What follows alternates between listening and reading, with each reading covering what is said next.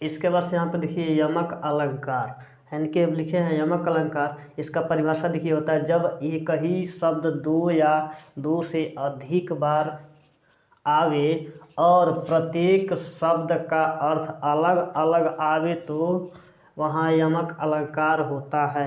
मतलब कि अगर किसी वाक्य में, किसी पंक्ति में या किसी कविता में एक ही शब्द, यहाँ लिखे हैं एक ही शब्द दो या दो से अधिक बार आवे और प्रत्येक शब्द का अर्थ अलग अलग निकलता हो, वहाँ पर यमक अलंकार होता है। जैसे में देखिए यहाँ पर लिखा गया कनक कनक ते सौगुनी मादकता अधिकाय या खाए बराय नर वा पाए बराय। अब देखिए यहाँ पर एक ही शब्द कनक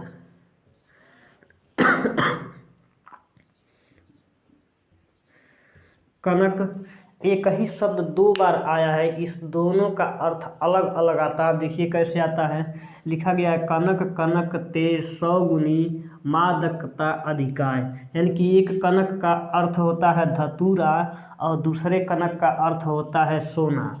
अब देखिए यहाँ या खाए बौराय नर वा पाए बौराय। अब यहाँ पर लिखा गया है या खाए बौराय नर वा पाए बौराय। अब इसमें किसका अर्थ होता है धतूरा और किसका अर्थ होता है सोना, इसको भी जानना जरूरी है। देखिए यहाँ पर लिखा है या खाए बौराय नर, या मन होता है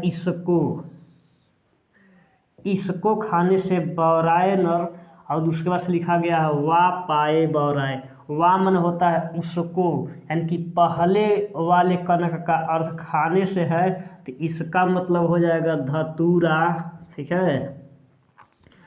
और वा पाए बौराए नर, उसके बाद से लिखा है वा पाए, यानी कि दूसरे वाले को पाने से बौरा रहा है तो दूसरे वाले कनक का अर्थ हो जाएगा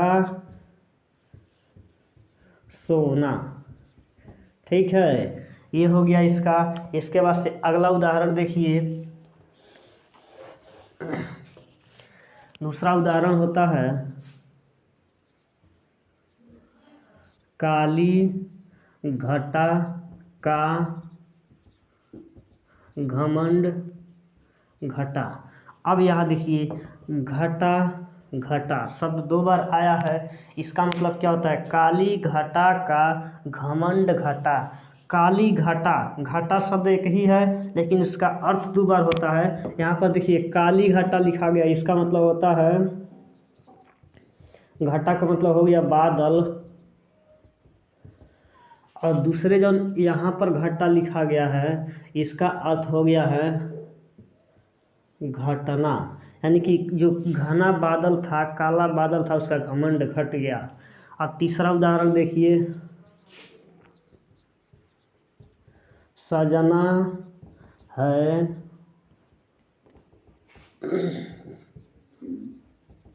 सजना के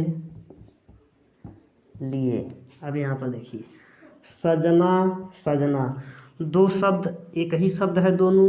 अब दोनों का अर्थ देखिए कैसे अलग अलग होता है। पहला है सजना है और फिर दूसरा लिखा गया सजना के लिए। पहला सजना का अर्थ है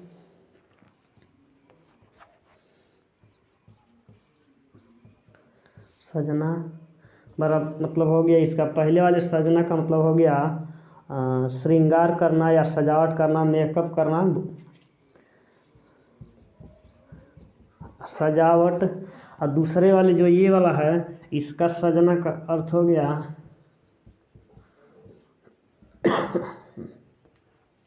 पति।